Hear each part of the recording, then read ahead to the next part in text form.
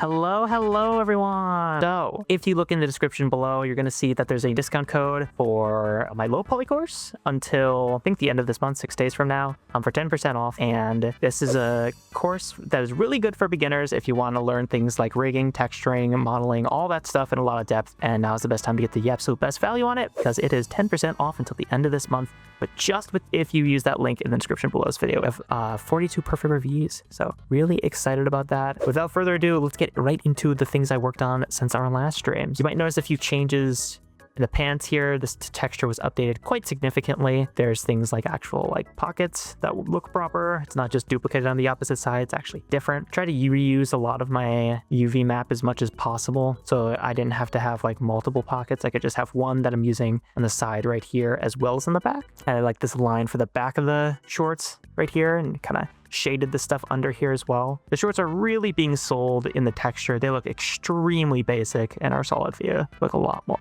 better in our rendered view.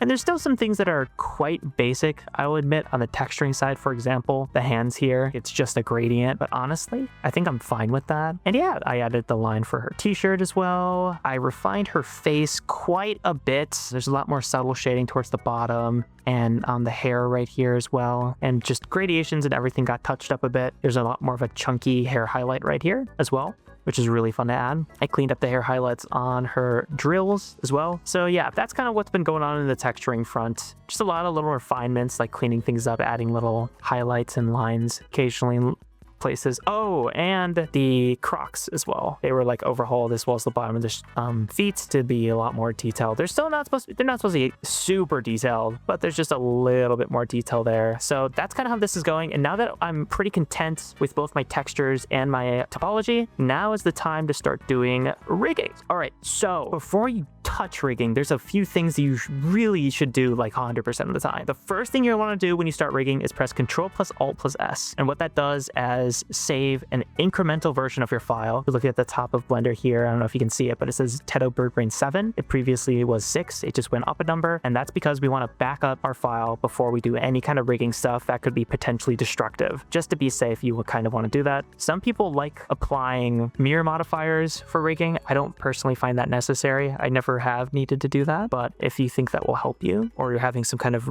issue with your model, absolutely do that by all means. The second step is extremely important is I want to press A to select all objects in my scene, tab to go to edit mode, A once again to select all objects in edit mode, then press I'm searching for the operation. You can also go up here to mesh, then you can find cleanup, and then you can go to merge by distance. Yeah, right there. But in my case here, I do this a lot, so I'm probably going to want to right click on this and add it to my quick favorites. So now I can just press Q and find the merge by distance command right there. So we're going to see I removed 83 vertices. That means that there were 83 vertices on my model that were doing absolutely nothing of value and would probably cause a lot of issues. So we cleaned up our model by doing that. I'm going to press Alt plus H to reveal the head again. I'm going to also do the merge by distance command on the head. Looks like we didn't remove any vertices there, which is good. That means there's no problem. Same with the eyelashes, no problems there. I didn't remove any vertices, so that's good. So now that we've done that, there's one more thing I want to do is I want to select all my objects in my scene by pressing A, tab to go into edit mode. Then I'm going to go to the select by trait and then faces by sides. Then I want to set this to greater than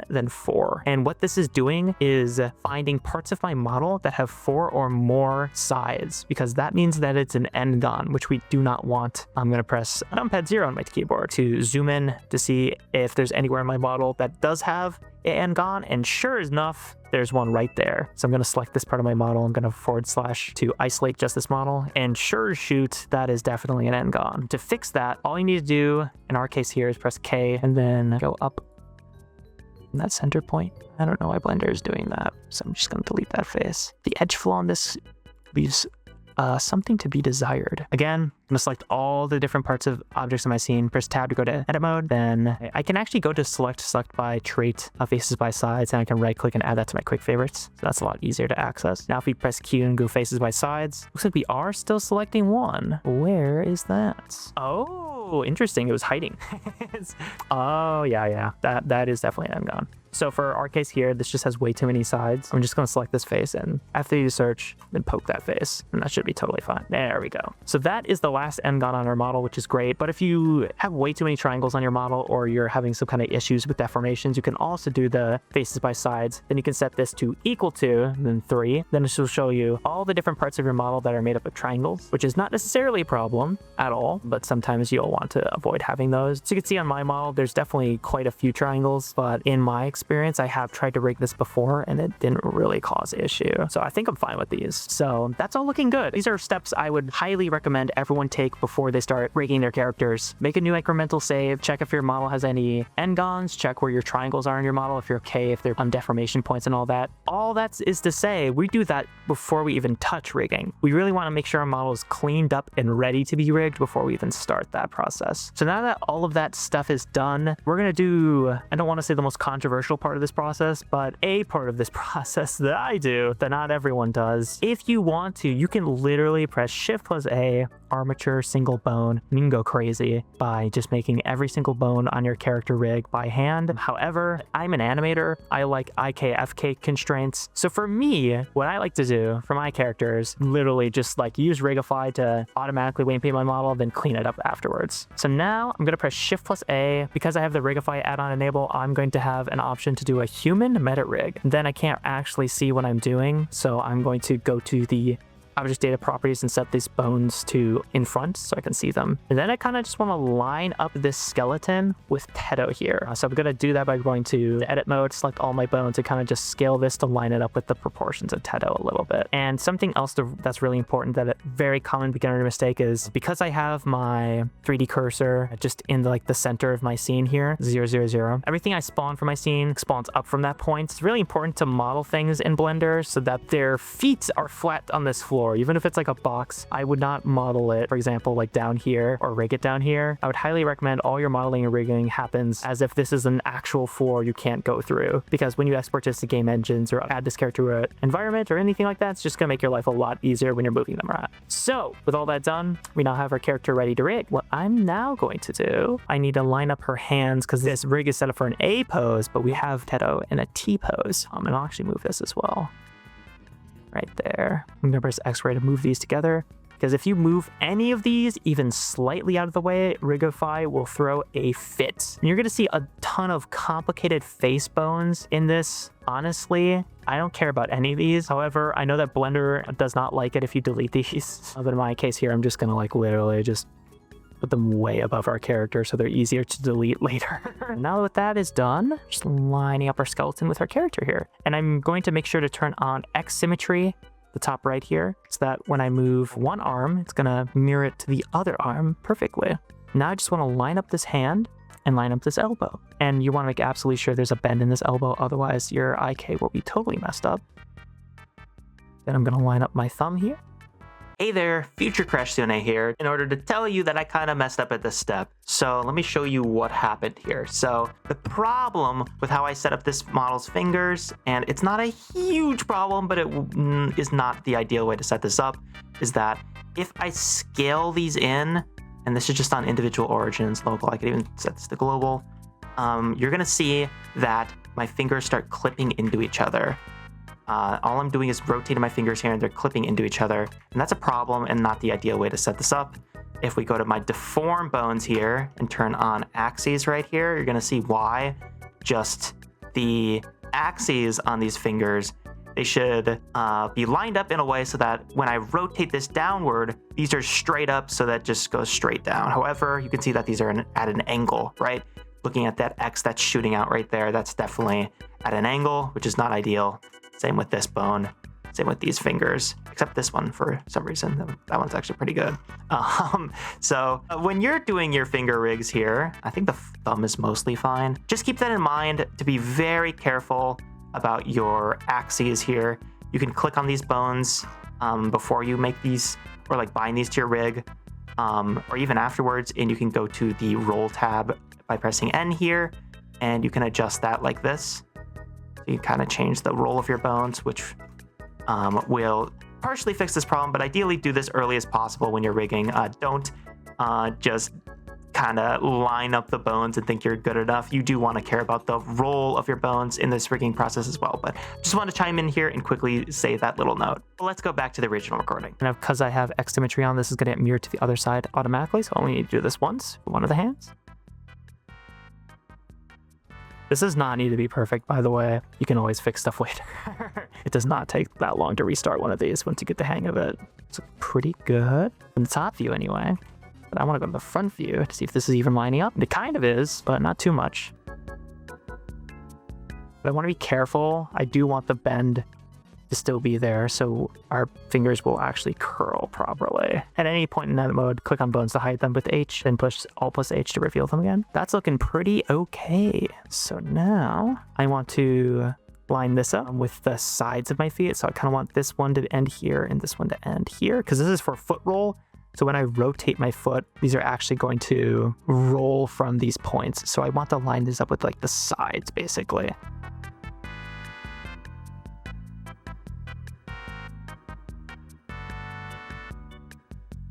So now I want to actually see if this is going to work, because Rigify loves to just fail and you have to restart everything again and it sucks.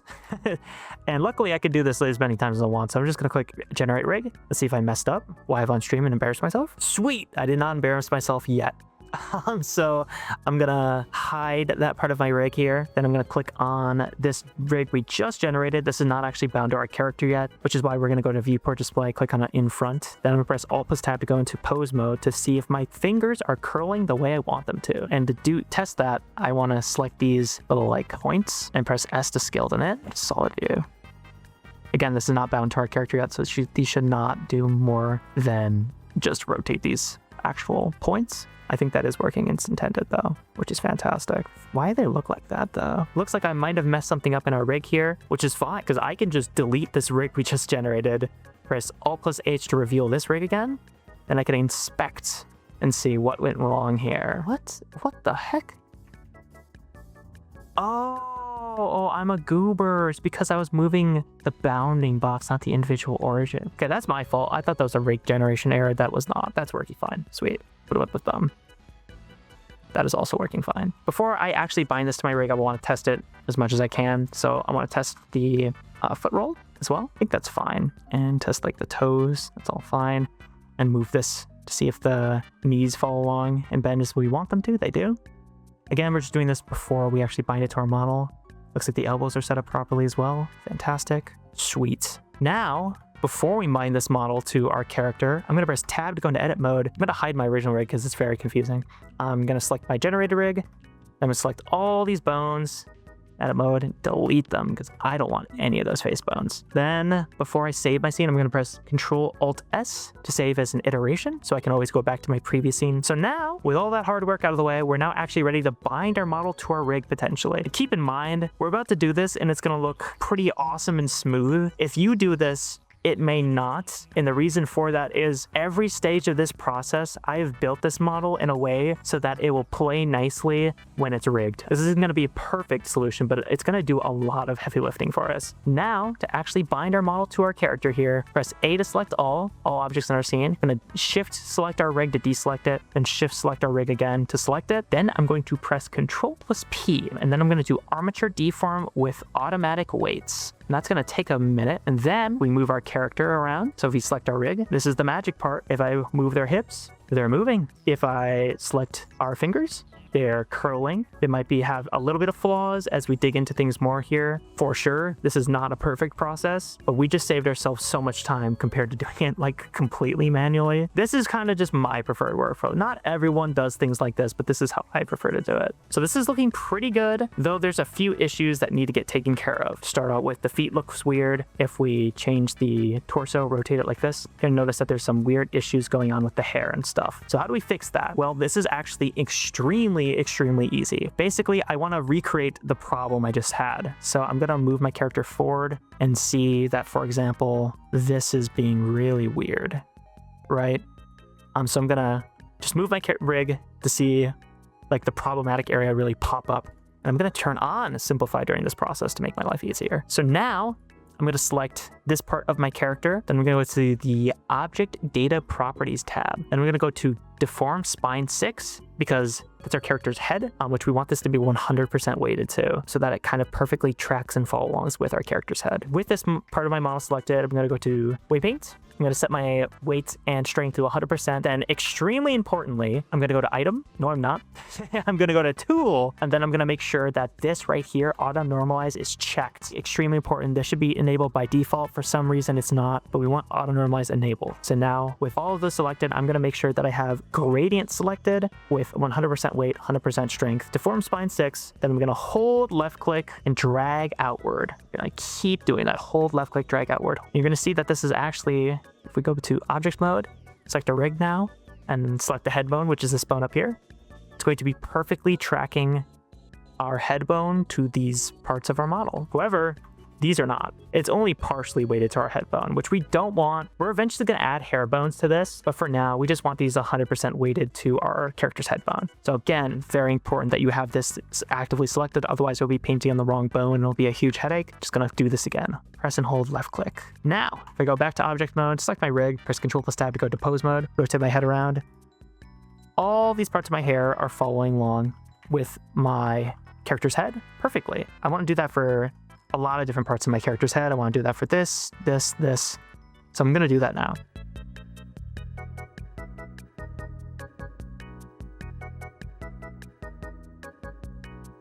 There we go. That was not 100%, so thank goodness it is. And I'm noticing an issue with my model here. This happens all the time. Looks like there's a hole in my model, which I don't want. So I'm going to select my model in object mode, press tab to go to edit mode, select these verts, and I'm going to merge at center, which is just, you can press F3 and type merge at center. And keep in mind, our character is like teleporting back and forth as we're switching between object mode and edit mode while we have our character posed. If you don't want your character posed when you're editing, you can always go to your object data properties and set it to rest position like this so that it's not posed. Otherwise, you can go to pose position if you want it to be posed. But I'm going to reset my pose like this. So I'm going to select all my bones in the scene, press Alt S, Alt R, Alt G. Then I'm going to rotate my head once again to see if this is looking good. That's looking pretty sweet. Other than that, that looks really weird. To fix that, I want to go to object mode, weight paint, go up to, thinking how to best do this, form spine 6. Ideally, this would still be separated. So I'm actually going to do that right now because basically I want this part of my head. I'm going to select right here. You kind of want all of this part of my head to be perfectly weight painted, whereas other parts like the neck, we don't want that to be 100% weight painted. We want some like flexibility in that area, but we don't want that in our character's skull because that's going to look really, really weird. Basically everywhere that is like literally a skull, you do want 100% weight painted. Everything else can be a little bit softer, but we can always fix this later. So with all that selected, I'm going to go into weight paint and I'm going to press this vertex selection mask option, or this one rather. And now that I'm in deform spine 6, we can see that it's previewing our posed character. However, with the gradient tool selected right here, I just hold left click. Now it's gonna look as it should. So we can see that this part looks a little messed up though. We probably want to clean our gradation between those things. And to do that, all I need to do is press T to open my tools here, go to probably smear, press left click these vertices, and then I just want to smooth this out. That's looking pretty good. So let's go back to object mode. And now, as we can see, Teto is bird braining and she can rotate her head and it looks great. I don't think anything weird is falling along with it. Sweet. And that's kind of done. That's the basic part of her head rigging just completely done. So it looks like the spreading of the hands also work, or the fingers rather. Press S to scale these downward. Look at this. I think this is pretty amazing considering how little work we just put into this rig. That's why I love Rigify. Like, that's such a great rig you have. So let's check out other parts of Teto here. So it looks like her head is rigged up pretty good. Looks like that's great. Sweet. I like to turn on X symmetry to check both sides occasionally.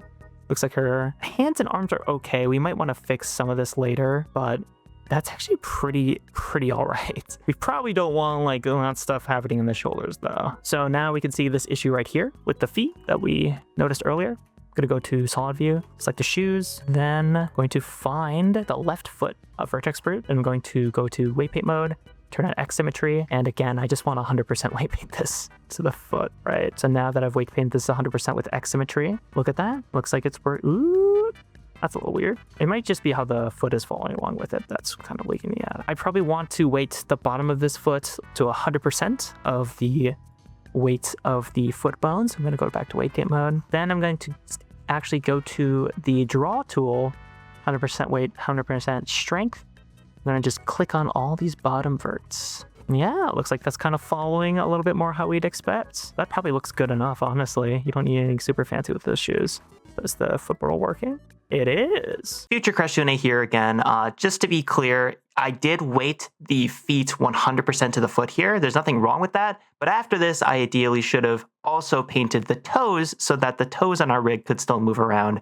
I forgot to do that in this clip here. But if you're doing this and kind of following along, make sure to weight the front of your foot, using the gradient tool or something similar. Just weight the front of it on that toe bone so that your toes can actually rotate and roll a little bit. There's a lot of little cleanup you have to do with this process, but I vastly prefer this over doing everything like completely from scratch. But look at this, we could already make a thumbnail. Of course, we'd want to rig her hair eventually here, but look at this. She's already posable. We can do all this. It's back together. I love doing little pose tests like this when I'm rigging. It's super, super fun. It's one of the most fun parts of the process. And look at that.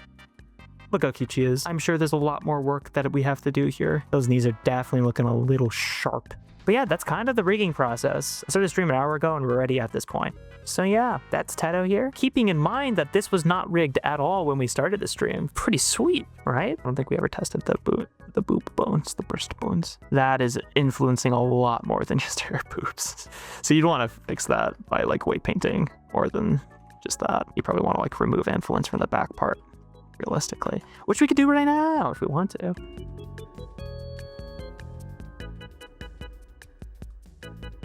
Now, move this around.